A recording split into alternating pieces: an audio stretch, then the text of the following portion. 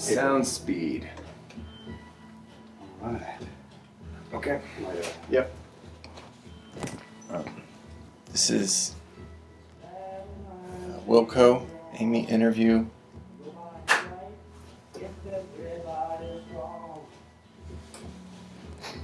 Okay. I don't know if you want that soundtrack. Oh yeah, I gotta turn that off. And music is such a part of my life. Sometimes I forget that it's on. Okay. Sorry, this. Okay.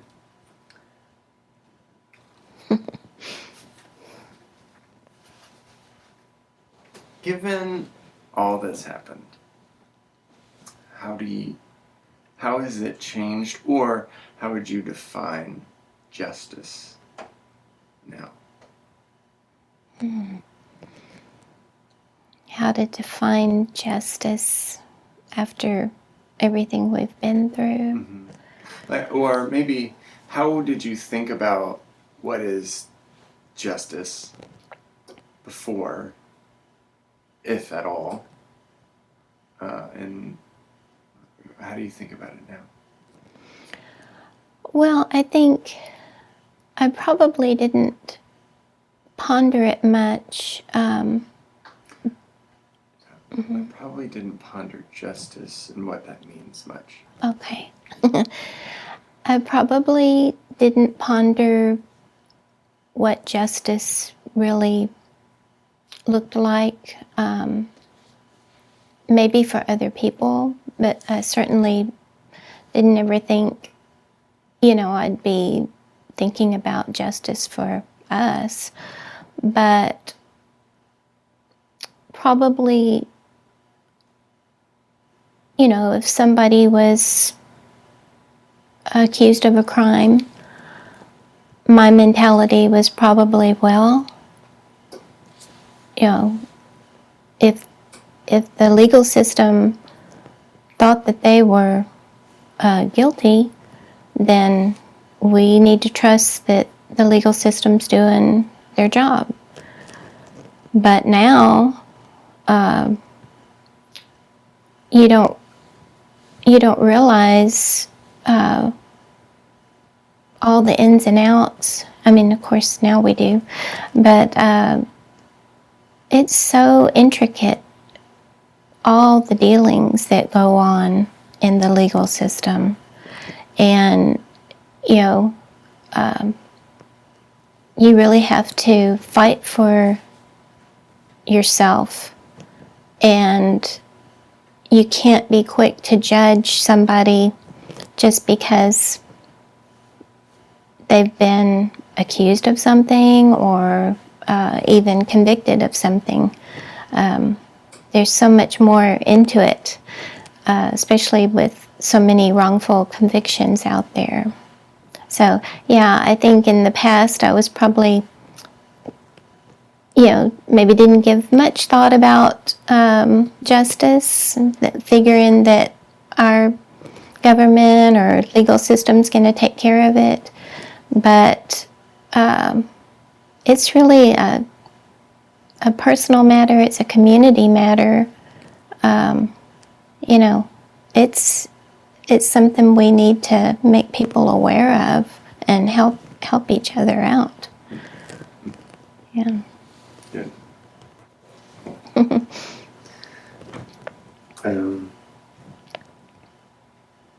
What does the future for you and Dad look like? Do you have any aspirations or plans? Mm-hmm. We do. We've been doing a lot of studying, going to school, getting. Dad has his bachelor's in biblical studies, and we both have been going through an accredited Christian counseling program. So just kind of realizing that what we've gone through in life, if we can use it to help other people, that's what we want to do. And not really make it about us, but, maybe there's a reason that we can, you know, use this horrible thing that happened to help other people and help them through it. Good. There's I think those. Oh, that fan. That fan's giving me weird sounds.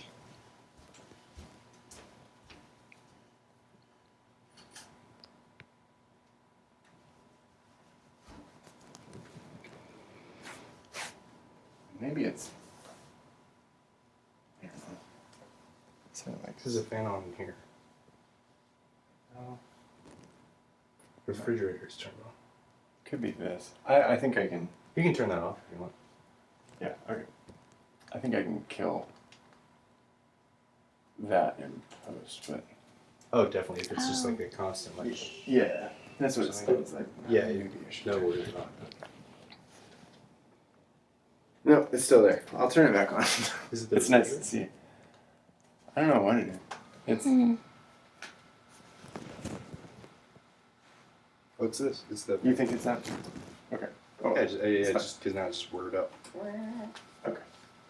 I, he said we can turn that fan on. No. Sounds good. Okay. What's this? What's that? Okay. Yeah, it's fine. It's constant, so it's all right. Okay. So you have that going for you, which is nice.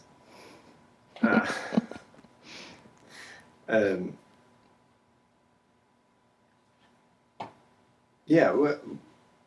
Well, let's go back to the top. When did you know that you wanted to be with Troy for the rest of your life? We were young. Yeah. When we were in middle school, we met, and I just knew. I mean, I know that's a young age. We were 11 when we met, but you know, you hear about soulmates and the connection there. You know, of course, we were friends, and I knew he was the one that I wanted to spend the rest of my life with. I even told my mother that one time when she picked me up from school. I said, "See that boy by the bike rack? I'm going to marry him someday." So it's funny how that works when you just know. I know that doesn't happen to everybody at such a young age, but I knew. What was it? Do you know why? Why did you feel that way? I think I felt that way toward Troy because he's very compassionate, really, well, obviously handsome and charismatic, but just there was just something about him that he really connected with me as a person and really cared about my feelings, and you know, I didn't want to let that go. Do you have a memory before you, or maybe early on in your marriage, that's the fondest for you?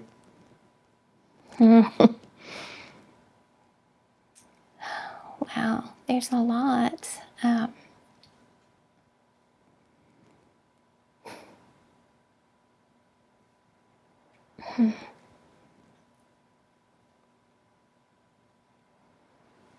Well,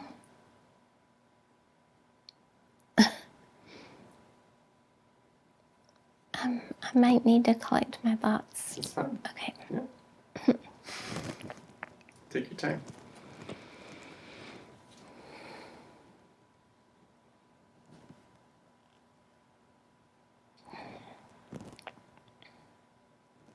whenever you're ready. There's no hurry, but you don't have to wait for me to look up. Okay. I'm just looking over my stuff.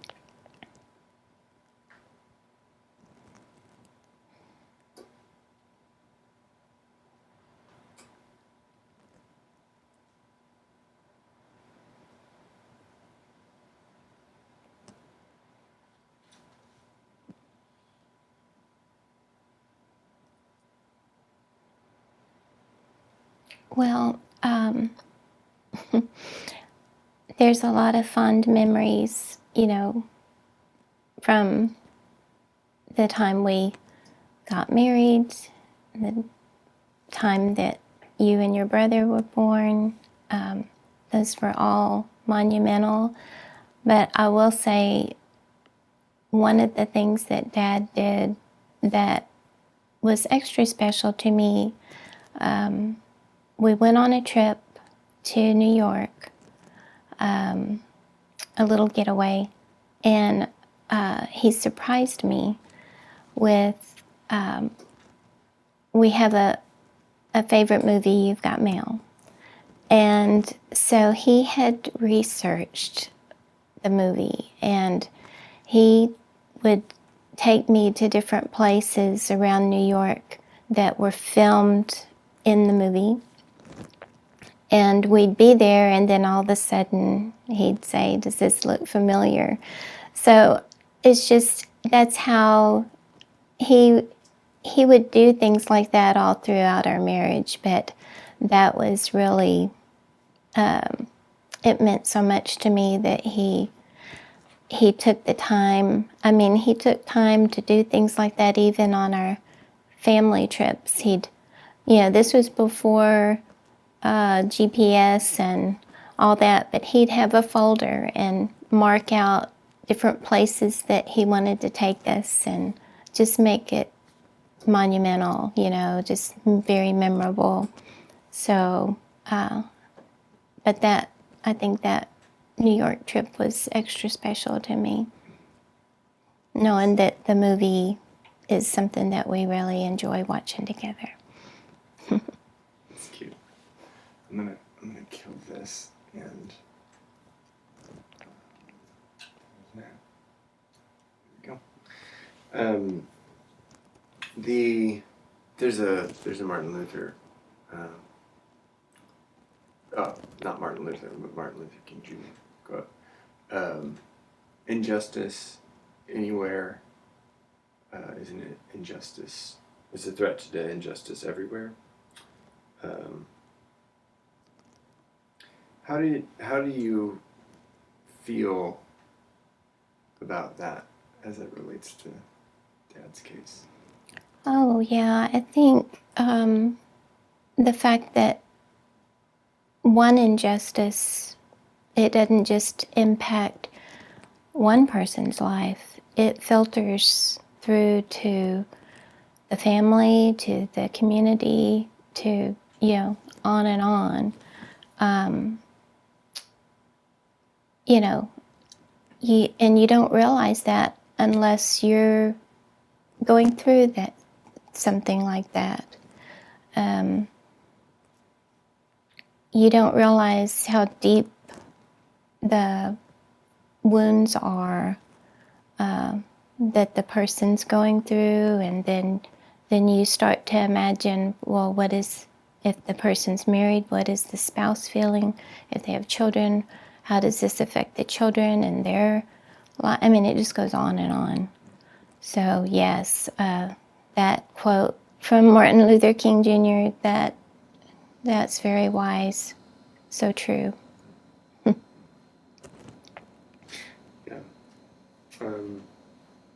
What do you hope the viewers will take away from this documentary?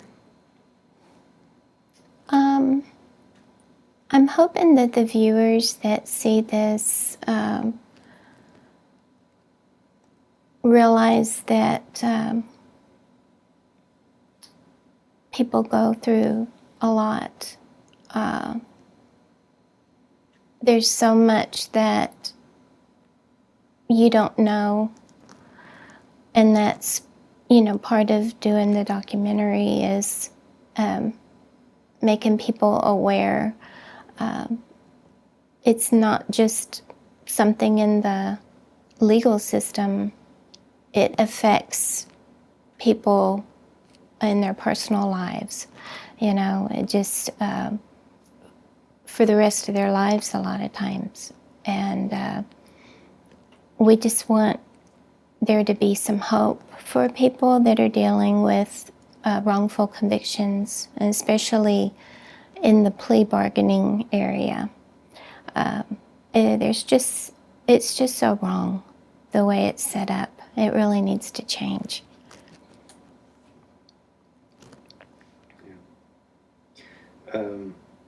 Yeah, you touched on it, but talking about the wrongful convictions that are out there, and specifically Dad's story, how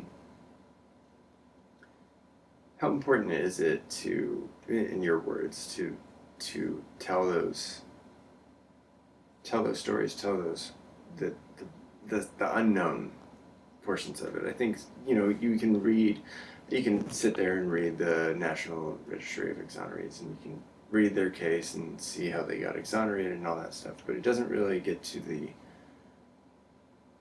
heart or the real emotional impact of it all. Mm-hmm. And so telling these kinds of stories, how do you feel like that will do you feel like that would help with change, or do you feel like that is an important thing for us to do?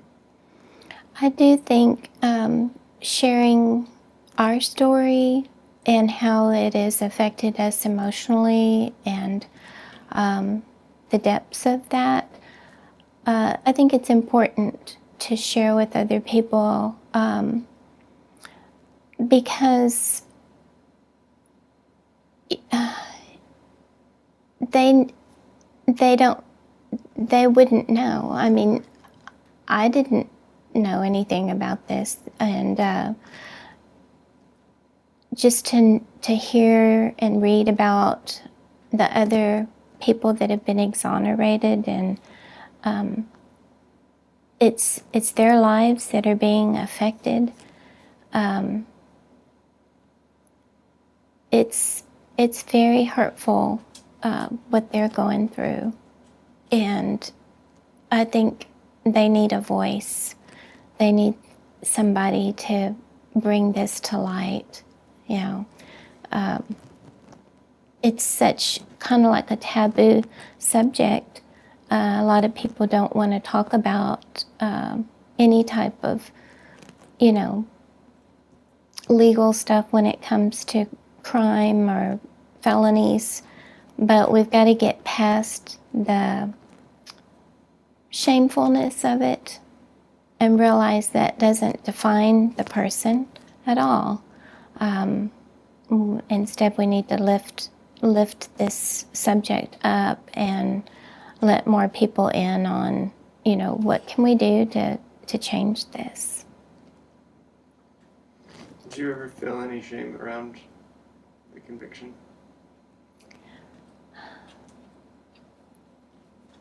I don't know if it's well, I think shame does define what we felt. It's just kind of strange because, Dad wasn't guilty. So, but you still have that stigma. So you kind of feel, like everybody's thinking that he did that, even though he's been exonerated. And so it's just a strange, icky feeling, of what people think, when that's not the case at all. And you can't, what can you do to change their mind? They're going to have their opinions, and you just have to, we've learned you have to be gracious with them. Yeah.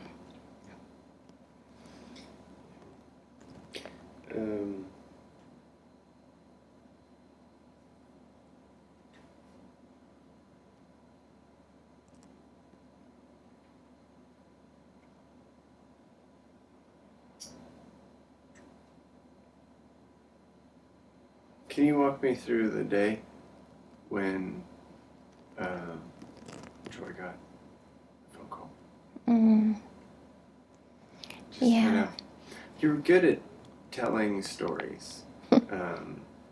Even in telling the giant fire story, you gave this whole backstory of like, this is what we're doing, all that stuff. So feel free to take your time and share what were you guys doing that day, if you have that memory of, what the day consisted of. Yeah. Well, that the day that we got that call, it had started out to be a fun day. It was, a day when it was like a play day, and you kids were riding your little bikes, and the way we had it set up, we had, it was a duplex, and we and the neighbors would back our cars out and block the driveway. And so y'all had this big square of concrete that you could ride your bikes. Of course, y'all were little, so they were little bikes, but you could ride your bikes right there, and we didn't worry about y'all getting out in the street. And so y'all were playing out there, and the little girl was over playing as well. And we had snacks and things like that. And then we decided to come in and watch a movie, VCR, and just having fun playing. And so the whole day seemed like, it was just fine. It was good playtime. And so when the call came in, Dad took it and said, I'm not worried about this. He had the marijuana pipe thing issue, and figured that was probably about that, related to that. And he said, I shouldn't be long. Don't worry about it. And went on to the police station. So I didn't worry. I figured, no big deal. And so I think I was even over at our neighbors with you boys, and just visiting, when Dad called and said, well, there is an issue. They need you and John Robert to come to the police station. So I was like, okay. And he said, just have, our neighbors watch Mason. It'll be okay. So we headed up there, and the police escorted us into, the building. And what really, it bothers me realizing that we were so naive, not knowing much about what our rights were as citizens, and what do you even do when you are called into a police station like that? I felt like we can trust the police, and then when they wanted to take John Robert into a room with a lady police officer, and I was like, Dad and I were like, no, I'll go in there with him. That's what I was saying. I'll go in there with him. No, we just want him it'll just take a minute. So, I didn't think that I had a right to tell them no. And they took him in there and questioned him and kept him in there, and then brought me in to where Dad was. And the detective had said, your husband, he's told us, he's confessed that he's guilty in this. And I just looked at Dad like, what? What are they saying? And they said, oh yeah, he's confessed 3 times. I'll let y'all figure it out. I'll leave y'all to discuss it. And, Dad was just telling me, I don't know what's going on. They're saying that I did this and I didn't do it. And I said, honey, we got to get out of here. This is scary. What is going on here? It just felt like entrapment, like, is somebody out to get us? It's what it felt like. And then it's kind of hard for me to remember how, if they came back in there or when we left and got John. And but when we left, they just made us feel like, you're going to do what we say. And it was just, we felt like we answered their questions. They, interviewed our son, and we felt like this was all they needed. So we went home, and but later found out it was not over. And so.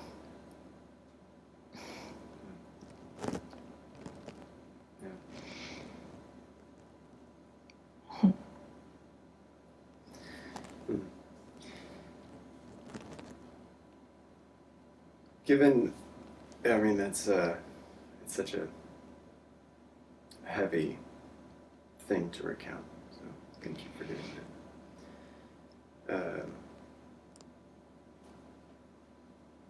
How did that change your view of the world? Like, I don't know. I've always felt you to be a pretty carefree person, kind of bobbing through life. So, did that moment kind of change things for you, where you're questioning if people are out to get you, or to think about you? Or, do you feel like that changed the way that you perceive the world? Oh yeah, it definitely changed how I looked at things in the world on a daily basis. Just concerned about if people can make accusations like that, if the police can treat you that way, if it felt like this pressure of always being on guard, when it's like we're not doing anything wrong. We're just trying to have a nice life and have a happy life for our kiddos. And it felt like it just put a whole new meaning in there for me, as far as maybe wondering, are people, what is their agenda, you know?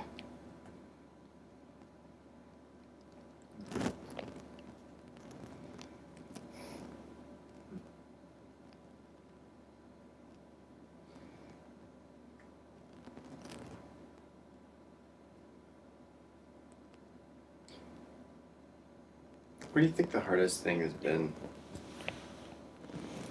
for you? You know, I think there's obviously there's hard things as a family, or there's hard things specifically for Dad. But what is the most difficult thing that you've had to deal with?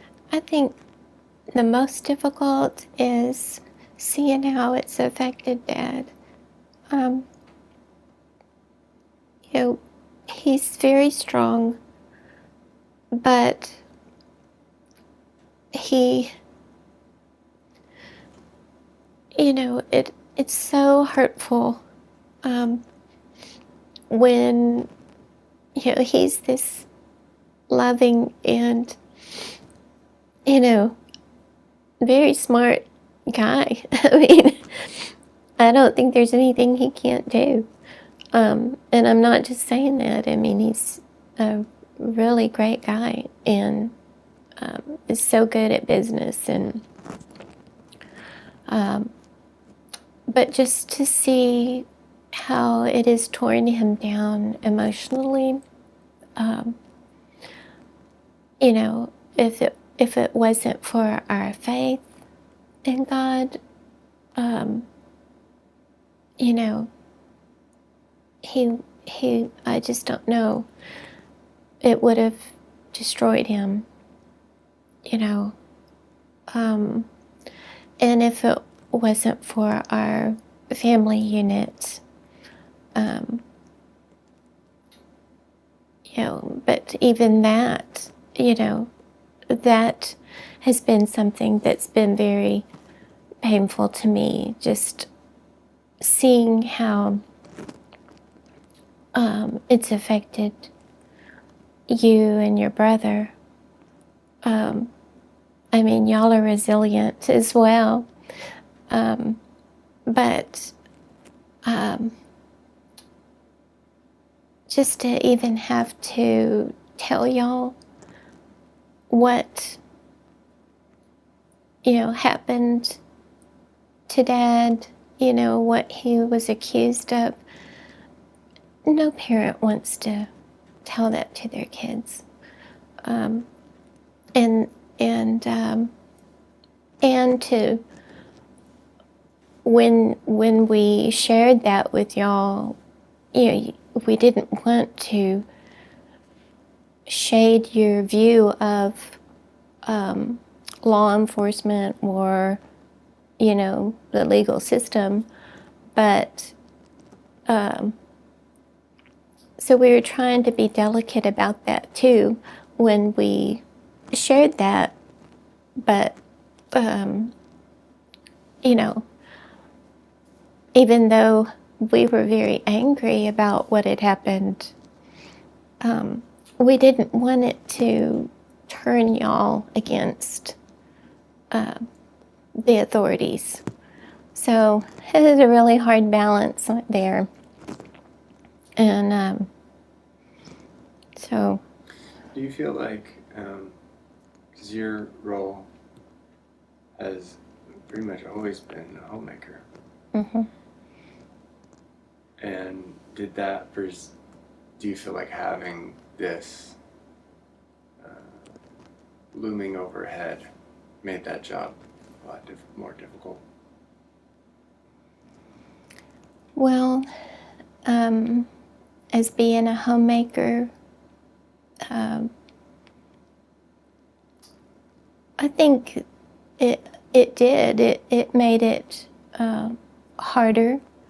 just dealing with the stress of it all, trying to make sure that y'all were protected, and to make sure that Dad was lifted up and feeling loved, because, you know, society certainly wasn't gonna give that to him. I mean, some people did, but yeah, I think, you know, whereas other moms and homemakers might be able to share with other mothers and, you know, talk about things that are going on in their families, well, I didn't want to go there, you know. I didn't want to be that vulnerable and possibly risk another relationship, you know, going south. It was difficult to make friends, even though I like being a good friend to somebody. And, but yeah, it's just, you never know what they're thinking after they know what happened.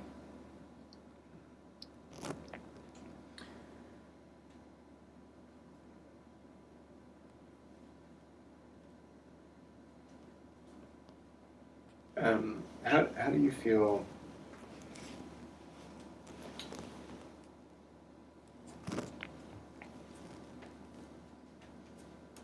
Well,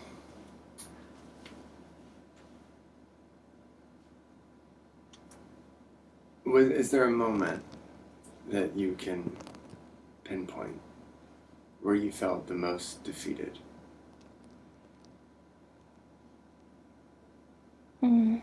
During this whole process?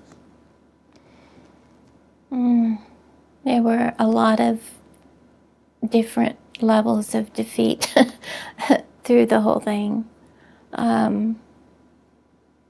mean, obviously, when we went to, in the beginning, when we went to the court, and you know, we thought, when we talked to the attorney outside the courtroom before going in, they had, you know, the prosecutors had offered a new plea. And they said, you know, admit guilt, and this is the plea agreement. And we told our attorney, there's no way we're gonna say guilty, you know, because that's not true. And, you know, when we took that plea, we had agreed with the attorney it would be no contest. And when later on we find out that they never said no contest, even though that's what we agreed to, they put it as guilty. And that was really a low blow, the way they switched that on us, because we would have never agreed to that. And, you know, that was just like almost like the beginning of more and more letdowns through each process. But I will say, you know, when we, with the help of our attorneys, when we approached the Fifth Circuit, so hopeful that they were going to change things across the board for everybody, you know, using our case as an example, and they came back and denied it. That was very devastating, because, you know, we were thinking, okay, maybe we can make a difference here, you know. And then when we went to the Supreme Court, we thought the same thing. How could they not use this to change things? Because it met all the criteria that they look for, and they denied it. So, yeah, I mean, that's just a inkling of the different letdowns, but this whole process has been just, like you can't count on the system here. Like, you can't trust in them. I mean, we're realizing we can trust in the Lord to whatever He's going to use this for, but once you think you've got it figured out, and it's just it's hard. It's hard. Yeah. What were there any ways that you were able to deal with the burden of it? Did you have outlets or ways to process or grieve or work through it, or did you? Yeah. What did that look like? Well, to get through the day-to-day of what we were facing, I think we tried to focus on family, doing things together. We tried to focus on our cleaning business, trying to make sure that we did that to the utmost. Trying to put our energy toward good things, not to focus on the bad things that had happened. And that would go on for a while. We'd be at a good stream, and then whether it was time for Dad to register again, or somebody would find out and say crude things, it was hard. And there were times when I would just come home, whether it was from church or the store or somewhere, just in tears and angry. Dad would say, this is not who we are. We're not going to lash out. We're not going to, they have no idea who we are. And so, he would encourage me to stay strong. And we tried not to let you boys know what we were feeling.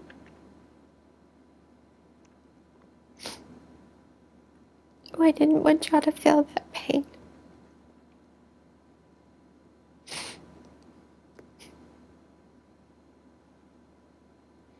Was it hard keeping it inside? Yeah.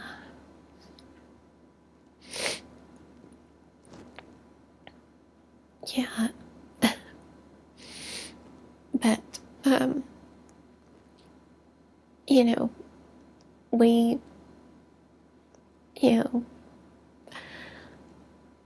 we had times where we would talk about things. I don't think Dad really wanted to harp on it. He felt like he had brought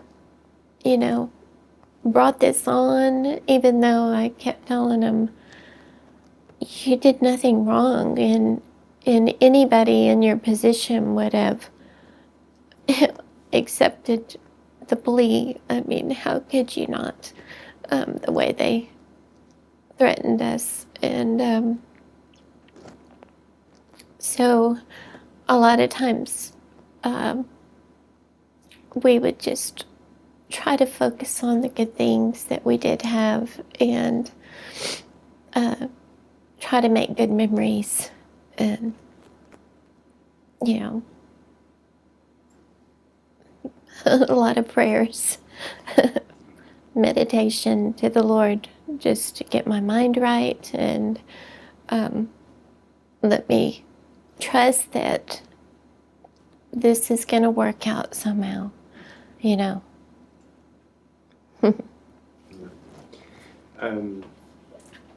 When only a couple more questions. Okay. So time. This one's 6 minutes. Oh, so So you have 15 out, but I got fresh cards. okay. Yeah, when you found out about Exoneration, that it was going to happen, and or you know when it actually did happen, where was I? I don't know where I was, but what describe that? It was wonderful because we were actually driving. Let's start with. Oh, Well, yeah, you can start with we were driving. okay. And then just tell the story of that. Okay. Well, we were driving, heading to, we were doing wedding coordinating. And we were driving when Dad got a call from our attorney, Kristen Etter. And, you know, she said, Troy, I've got some great news. And he's like, great, you know, we need some good news. She said, are you sitting down? So, you know, we're on the edge of our seat, you know, and he pulls the car over. And that's when she was saying, you know, we've got this wonderful news about they're going to be able to exonerate you and put this, you know, get this off your record. And, you know, it was just like finally a break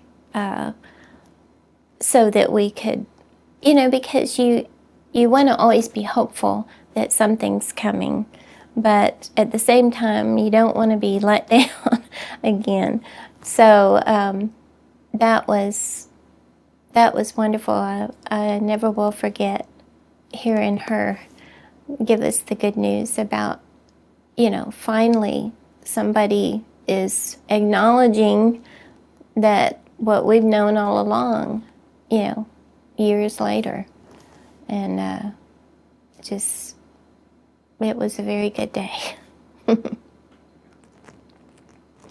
Yeah, how has life been post exoneration? I mean, 20, 30 years of registering, and now you don't have to, and you can kind of live. Yeah, I mean, it's certainly been a freer lifestyle, but there's still little things that happen, like when we moved and had to change our driver's license, and just going into the text dot and them pulling up Dad's driver's license and saying that, okay, it shows here you no longer have to register as a SO. And we both were like, what did you just say? You know, this should not be even on there. So there's little things like that that are still really bothersome. I know that, I mean, we're very thankful I think about him having to, like, Troy will need to get a new passport and new number, FBI number, Social Security number. You know, I think about when our friends got us tickets and paid for our trip to, it's not Puerto Vallarta, it's, what is that fancy place in California? Gosh. But, yeah, it's one of those really nice places that people go to in Mexico. Cozumel? Yes, Okay. not, well, Cabo San Lucas, Oh, one of those. And we get on the flight and get to the Mexico side, and when they looked at Dad's passport, they held him, you know,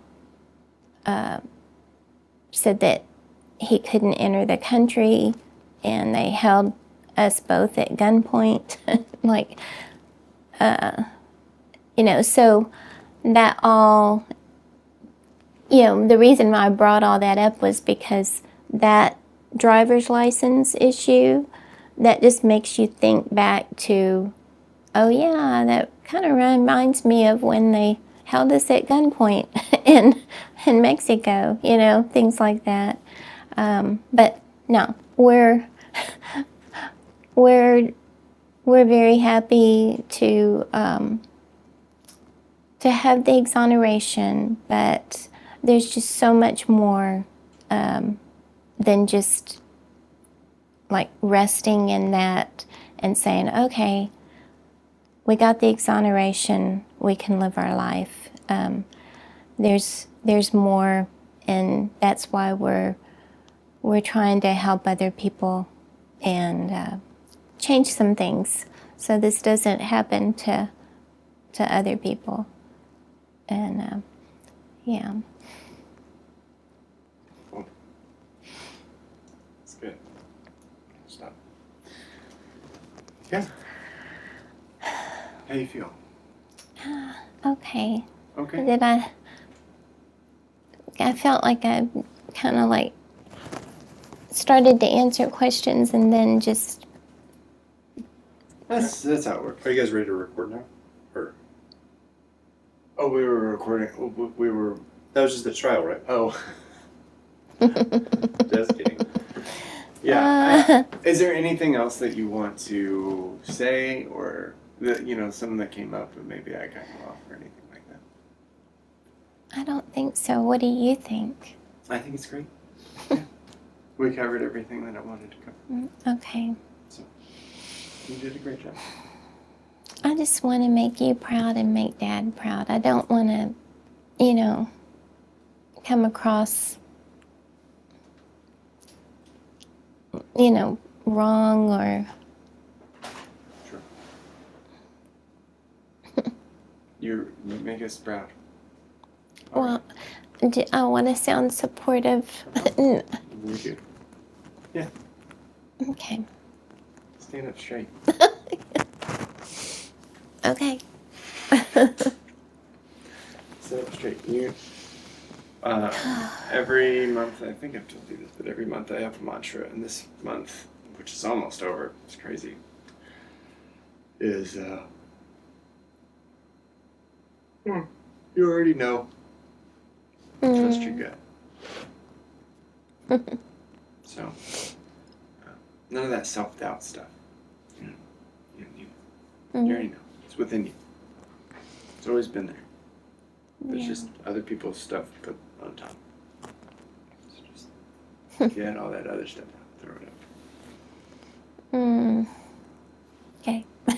You did a great job. Well, I hope, and whatever you need to cut out too is, yeah. Sure. Yes. Oh, wow, this let loose just right in time. Got A. Got B.